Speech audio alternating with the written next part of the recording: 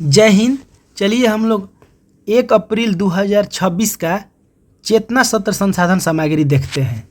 तो आज का दिन जो है 1 अप्रैल 2026 है और आज का दिन क्या खास है, चलिए हम लोग देखते हैं।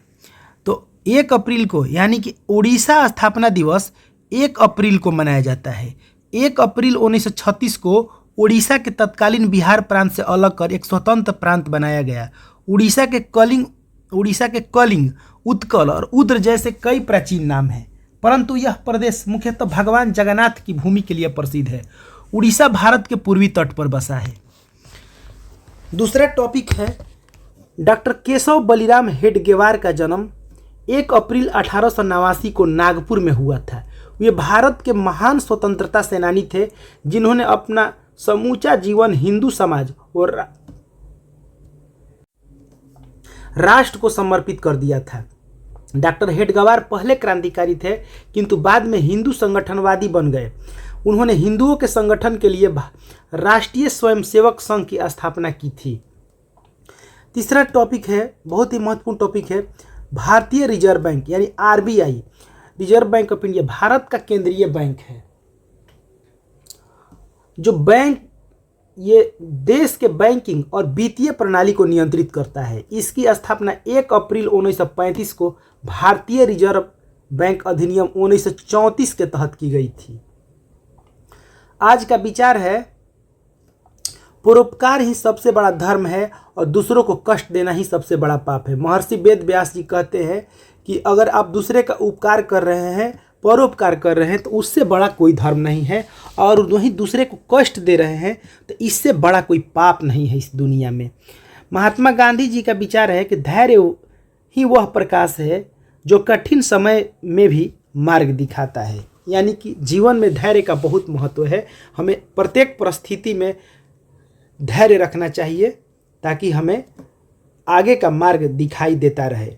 चलिए हम लोग सामान्य ज्ञान देखते हैं। सामान्य ज्ञान के तहत प्रश्न है, पहला प्रश्न है, बिहार राज्य में कुल कितने जिले हैं?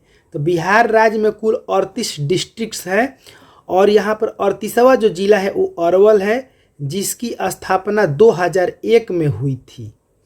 बिहार राज्य में कुल कितने प्रमंडल है? तो कुल कितने प्रमंडल हैं? तो ये 9 प्रमंडल हैं। कौन कौन है? तो ये इसके लिए एक ट्रिक है, 30 कदम में पप्पू भाग।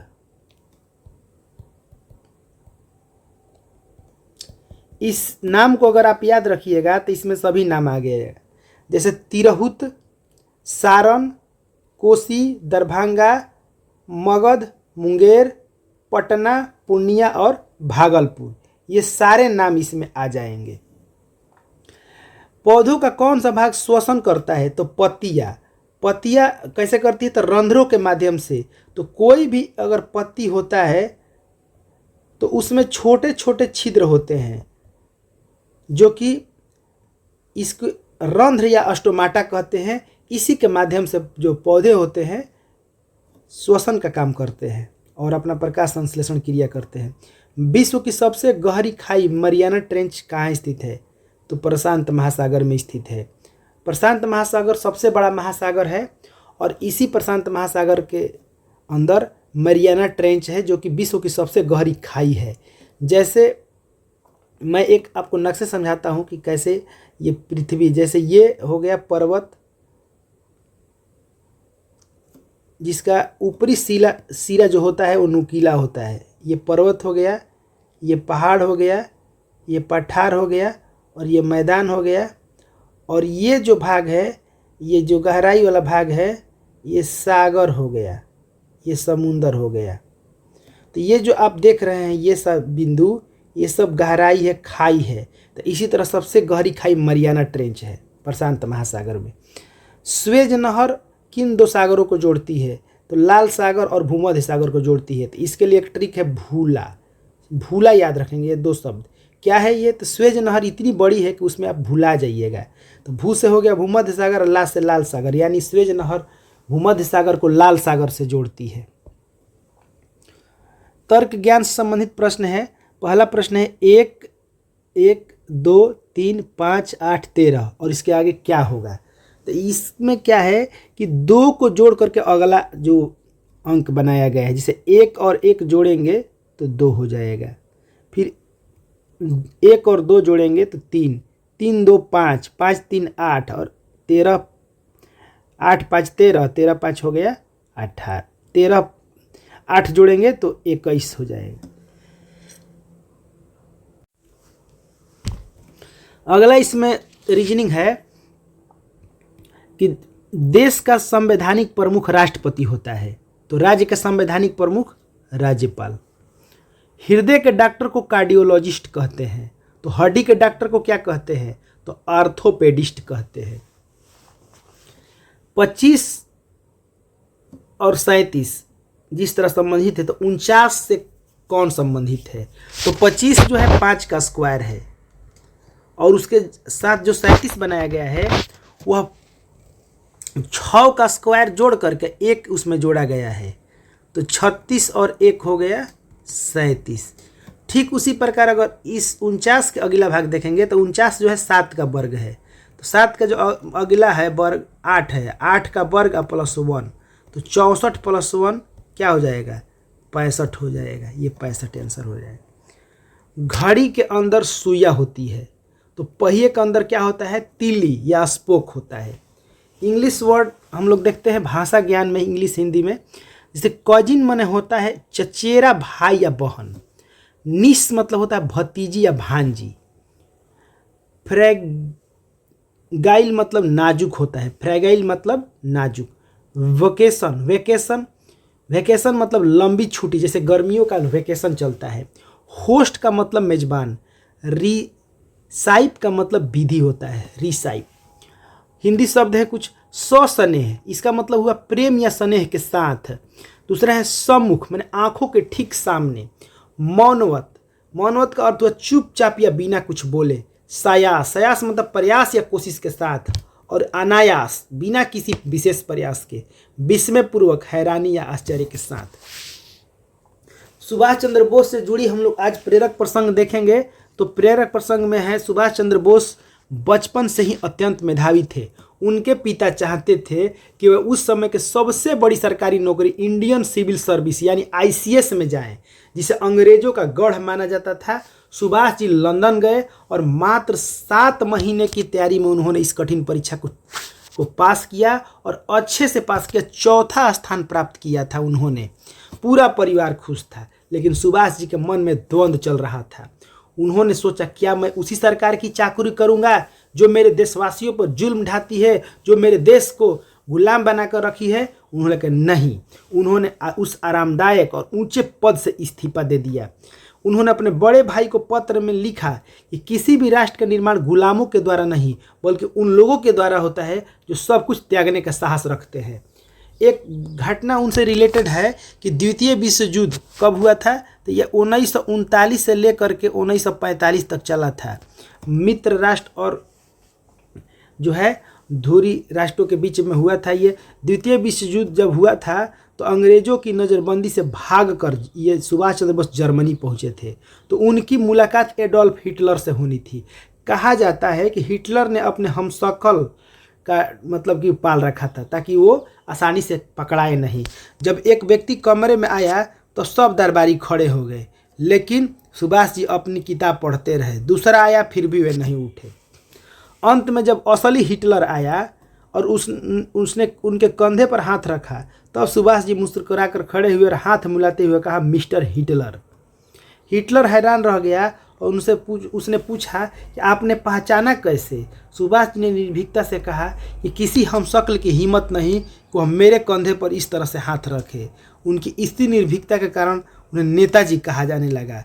तो नेताजी जो शब्द है हिटलर के द्वारा ही जर्मनी में दिया गया था सुभाष चंद्र बोस को, इसीलिए नेताजी कहते, सुभाष चंद्र बोस को नेताजी कहा जाता है। अगले पेज पर हम लोग चलते हैं। थॉमस जेफरसन का एक विचार है आज का, ईमानदारी चरित्र की पुस्तक का पहला अध्याय है। इसलिए कहा जाता है कि honesty is the best policy. ईमानदारी एक अच्छी नीति है और किसी भी चरित्र के पुस्तक का पहला अध्याय ईमानदारी है, ऑनेस्टी है। समसामयिकी यानी करेंट अफेयर से संबंधित प्रश्न हम लोग देखेंगे। पहला क्वेश्चन है कि आरबीआई यानी कि रिजर्व बैंक ऑफ इंडिया ने देश का दूसरा सबसे सुरक्षित डेटा सेंटर कहाँ लॉन्च किया है, तो ओडिशा में किया है, ओडिशा में।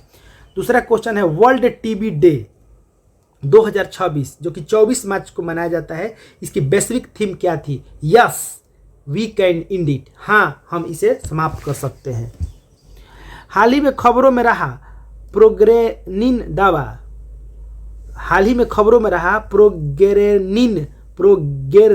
दवा किस दुर्लभ बीमारी के इलाज के लिए विकसित की गई है, तो ये जो प्रोगेरनिन दवा ये प्रोजेरिया सिंड्रोम त्वरित बुढ़ापे का दवा है। चौथा करंट अफेयर क्वेश्चन है मार्च 2026 में G20 विदेश मंत्रियों की बैठक कहाँ आयोजित हुई, जिसमें पश्चिमी एशिया संकट जो ईरान और अमेरिका इजराइल का युद्ध चल रहा है वह मुख्य मुद्दा के रूप में था, तो ये फ्रांस में हुआ है। सामान्य ज्ञान का प्रश्न है, पहला प्रश्न है कि यंग इटली संस्था का स्थापना कौन किया था, तो जोसेफ मेजनी ने किया था। जर्मनी के एकीकरण का श्रेय किसे दिया जाता है, तो बिस्मार्क को दिया जाता है। औद्योगिक क्रांति की शुरुआत सबसे पहले किस देश में हुई थी, तो इंग्लैंड में हुई थी, वो भी सूती वस्त्र उद्योग से हुआ था। तो ये औद्योगिक क्रांति या पुनर्जागरण ये दोनों यूरोप में हुआ था। औद्योगिक क्रांति इंग्लैंड में हुई थी और जो पुनर्जागरण वो इटली में हुआ था। रूस की बोल्शेविक क्रांति जो 1917 में हुई थी का नेता कौन था, तो व्लादिमीर लेनिन था। प्रथम विश्व युद्ध के बाद किस अंतर्राष्ट्रीय संस्था की स्थापना हुई, तो इसके बाद राष्ट्र संघ की स्थापना। प्रथम विश्व युद्ध 1914 से लेकर के 1918 तक हुआ था और इसके बाद में राष्ट्र संघ का स्थापना हुआ। उसके बाद में संयुक्त राष्ट्र का स्थापना हुआ था, संयुक्त राष्ट्र संघ का। हिंदी इसमें है स्थिति प्रज्ञ। स्थिति प्रज्ञ का मतलब जो सुख दुख में विचलित ना हो, यानी शांत और स्थिर हो। धृष्ट मतलब जो ढीठ या निर्लज हो। अहन्मन्य मतलब जिसे स्वयं पर बहुत घमंड हो। दुर्निवार जिसे रोकना बहुत कठिन हो। कालिक किसी विशेष समय से संबंधित। दुष्प्राप्य जिसे प्राप्त करना बहुत कठिन हो, यानी रेयर हो। इंग्लिश के कुछ भाषा ज्ञान संबंध देखते हैं हम लोग। डील विथ किसी समस्या या व्यक्ति का संभालना। ईट अवे धीरे धीरे नष्ट करना। फिगर आउट समझ पाना या हल ढूंढना। काउंट ऑन निर्भर रहना या भरोसा करना। क्राई आउट फॉर किसी चीज़ की सख्त जरूरत होना। बिहार विषय से संबंधित प्रश्न है, 4 प्रश्न है कि बिहार विधान परिषद की प्रथम बैठक किस वर्ष हुई थी, तो 1913 में हुई थी।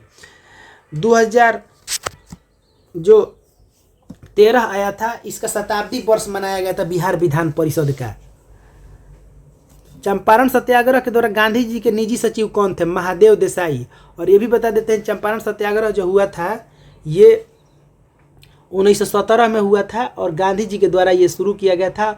और गांधी जी को बुलाने के लिए राजकुमार शुक्ल के द्वारा बहुत प्रयास किया गया था। तो उन्हीं के आग्रह पर गांधी जी चंपारण में आए थे और सत्याग्रह किए थे।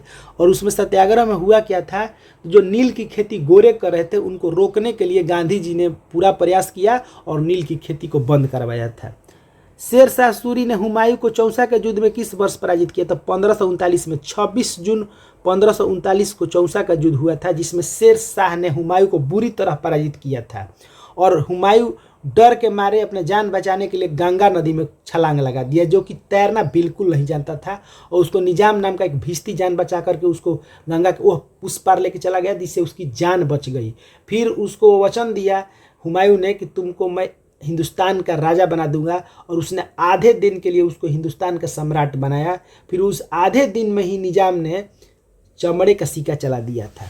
उदंतपुरी विश्वविद्यालय बिहार शरीफ को किसने नष्ट किया था, बख्तियार खिलजी ने नष्ट किया था। नालंदा विश्वविद्यालय को भी बख्तियार खिलजी के द्वारा ये नष्ट किया गया था। यह मुस्लिम आक्रमणकारी था जो कि उसमें आग लगा दिया था। रीजनिंग से कुछ प्रश्न है।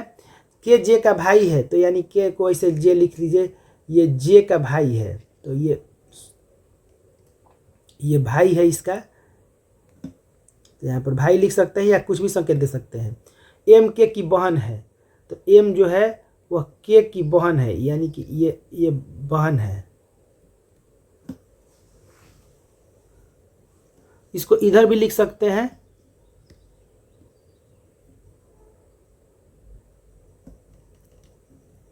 एम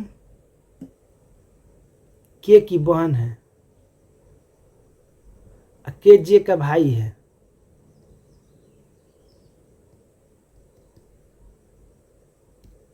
फिर से इसको बना देते हैं। देखिए के जो है वह जे का भाई है, एम के की बहन है, एम के की बहन है, पी एन का भाई है, पी जो है एन का भाई है,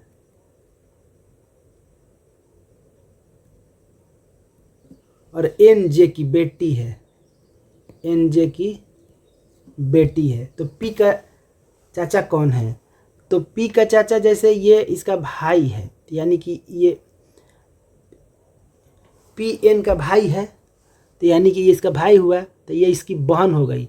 और बहन का जो ये पिता हो गया, ये क्योंकि जे की बेटी एन है, तो बहन का पिता, तो इसका पिता, और इसका पिता का भाई, तो पिता का भाई के होगा, जो कि चाचा या ताऊ है, तो के है। फिर से इसमें ये ब्लड रिलेशन क्वेश्चन दूसरा है, डायरेक्शन का क्वेश्चन। तो इसमें सबसे पहले हम इसको नॉर्थ ईस्ट में बांट लेते हैं, ये नॉर्थ, साउथ, ईस्ट और वेस्ट। इसमें कहा है दक्षिण पूर्व को उत्तर कहा जाएगा, दक्षिण पूर्व को ये जो है इसको उत्तर कहते हैं, और उत्तर पूर्व को पश्चिम कहा गया, इसको उत्तर पूर्व को पश्चिम कह दिया गया। तो पश्चिम को क्या कहा जाएगा? तो नॉर्थ ये है, तो ये हो गया साउथ, और ये हो गया वेस्ट है, तो ये हो गया ईस्ट। तो अब कहा जा रहा है कि पश्चिम को क्या कहा जाएगा?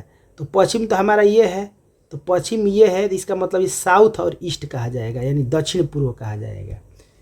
तो इसी के साथ ये जो 1 अप्रैल 2026 का चेतना सत्र संसाधन सामग्री का कंटेंट का जो वीडियो मैंने बनाया था वो यहीं पर समाप्त होता है। तो दोस्तों मैं अगले वीडियो में मिलता हूँ, तब तक हमको विदा दीजिए। जय हिंद, जय भारत।